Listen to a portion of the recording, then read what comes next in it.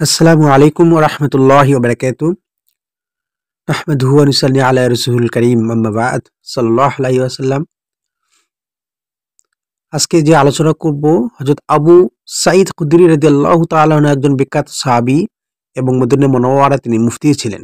তার জীবনী নিয়ে অবশ্যই আপনাদের মাঝে আলোকপাত করব। সেই সঙ্গে আমার চ্যানেলকে যারা সাবস্ক্রাইব করেনি তারা অবশ্যই আমার চ্যানেলকে সাবস্ক্রাইব করে বেল আইকনটি বেজে দিবেন এবং কমেন্ট করে জানিয়ে দিবেন। তো চলুন বেশি দেরি করি না, আপনাদের মাঝে আজকে এই আলোকপাতটা করব যে আবু সাঈদের জীবনের শৈশবকাল তিনি কতটি হাদিস লিখেছেন। হ্যাঁ, এটার উপর আজকে আপনাদেরকে বিস্তারিত আলোচনা করব। তার জীবনে হযরত আবু সাঈদ খুদরি রাদিয়াল্লাহু তাআলা একজন বিখ্যাত সাহাবী এবং মদিনা মুনাওয়ারার মুফতি। তার আসল নাম সাদ ইবনে মালিক। তিনি আবু সাঈদ উপনামেই বেশি পরিচিত। তিনি আনসারদের খায়রাস শাখার লোক ছিলেন। তার পিতা মালিক ইবনে সিনানও একজন সাহাবী ছিলেন, যিনি উহুদের যুদ্ধে শহীদ হয়েছিলেন। উহুদ যুদ্ধকালে হযরত আবু সাঈদ খুদরি রাদিয়াল্লাহু তাআলা অল্প বয়সের ছিলেন, বিধায় তাকে এই যুদ্ধে অংশগ্রহণের অনুমতি দেওয়া হয়নি। তখন তার বয়স ছিল মাত্র 13 বছর। এর পরবর্তীতে সকল যুদ্ধে অংশগ্রহণের সুযোগ হয়েছিল। তিনি রাসূল পাক সাল্লাল্লাহু আলাইহি ওয়াসাল্লাম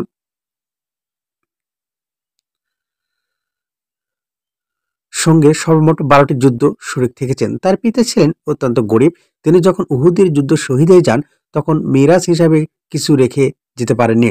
অগত্যা হযরত আবু সাঈদ রাদিয়াল্লাহু তাআলা নবী করিম সাল্লাল্লাহু আলাইহি ওয়াসাল্লামের কাছে সাহায্যের জন্য আসলেন। হযরত আবু সাঈদ রাদিয়াল্লাহু তাআলা বলেন, নবী সাল্লাল্লাহু আলাইহি ওয়াসাল্লাম আমাকে দেখে বললেন, যে ব্যক্তি মাখলুক থেকে নিজেকে মুখাপেক্ষীহীন করে রাখে, অর্থাৎ তাদের কাছে হাত পাতা হতে বিরত থাকে, আল্লাহ তাআলা তাকে তাদের মুখাপেক্ষীহীন করে রাখেন, অর্থাৎ আল্লাহ তাআলা তার অভাব অনটন দূর করে দেন। এই উপদেশ শোনার পর তিনি আরো কিছু চাইলেন না, যেভাবে এসেছিলেন সেভাবেই ফিরে গেলেন। তিনি সারা জীবন এই উপদেশ রক্ষা করে চলেছেন। আরেকবার নবী করিম সাল্লাল্লাহু আলাইহি ওয়াসাল্লাম উপদেশ দিয়েছিলেন, মানুষের ভয় যেন তোমাদের কাউকে সত্য কথা বলা হতে বিরত না রাখে। এই উপদেশ তিনি অক্ষরে অক্ষরে পালন করেছেন। সত্য বলতে তিনি কখনো কারো পরোয়া করেননি। তার ছিল জ্ঞান আহরণের জন্য আগ্রহ। নবী করিম সাল্লাল্লাহু আলাইহি ওয়াসাল্লাম থেকে তিনি ভরপুর ইলম হাসিল করেছিলেন। তার ওফাতের পর হযরত আবু বকর সিদ্দিক রাদিয়াল্লাহু তাআলা, ওমর ফারুক রাদিয়াল্লাহু তাআলা, ওসমান গনি রাদিয়াল্লাহু তাআলা, আলী মুর্তাজা রাদিয়াল্লাহু তাআলা প্রমুখ বড় বড় সাহাবীদের কাছে গিয়ে ইলম হাসিল করতে থাকেন। এক পর্যায়ে এক পর্যায়ে তিনি এত উচ্চ স্তরে পৌঁছে যান যে বলা হয়ে থাকে, অল্প বয়স্কে সাহাবীদের মধ্যে তার মতো এত বড় ফকি আর কেউ ছিল না। আর এই কারণে প্রবীণ তাবিঈন তো বটেই, তখনও সাহাবী ইলমে দিন শিখার জন্য তার দ্বারস্থ হন। তাদের মধ্যে হযরত আব্দুল্লাহ ইবনে আব্বাস রাদিয়াল্লাহু তাআলা, ইবনে ওমর রাদিয়াল্লাহু তাআলা, হযরত জাবির আব্দুল্লাহ রাদিয়াল্লাহু তাআলা প্রমুখ নাম উল্লেখের যোগ্য। তিনি মদিনা মুনাওয়ারায় হিজরি 64 সালে 64 সালে ইন্তেকাল করেন। জান্নাতুল বাকিতে তার কবর। তার সূত্রে 1170টি হাদিসে বর্ণিত আছে। আল্লাহু আকবার, আল্লাহু আকবার, সুবহানাল্লাহ। আব্দুল্লাহ ইবনে মাসআদ রাদিয়াল্লাহু তাআলা আবু সাঈদ খুদরি রাদিয়াল্লাহু থেকে বর্ণিত, তিনি বলেন, রাসূল পাক সাল্লাল্লাহু আলাইহি ওয়াসাল্লাম বলেছেন, সেদিন দূরে নয়, সেদিন মুসলিমদের উত্তম সম্পদ কবে কয়েকটি বকরি বা যা নিয়ে সে পাহাড়ে চূড়ায় অথবা বৃষ্টিপাতের স্থানে চলে যাবে, ফিতনা থেকে বাঁচতে সেদিনকে পালিয়ে যাবে। ইসমাঈল রাদিয়াল্লাহু তাআলা আবু সাঈদ খুদরি রাদিয়াল্লাহু থেকে বর্ণিত, রাসূল পাক সাল্লাল্লাহু আলাইহি ওয়াসাল্লাম বলেছেন, জান্নাতীগণ জান্নাতে এবং জাহান্নামীরা জাহান্নামে প্রবেশ করবে।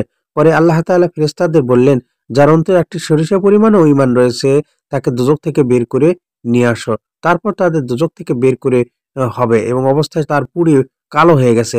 এরপর তার বৃষ্টিতে হায়াতে বর্ণনাকারী মালিক রাদিয়াল্লাহু শব্দ দুটি কোনটি সম্পর্ক সন্দেহ পোষণ করেছেন। নদীতেই ফেলা হবে, ফলে তারা সতেজ হয়ে উঠবে, যা নদীর পাশে ঘাসে বীজ গজিয়ে উঠবে।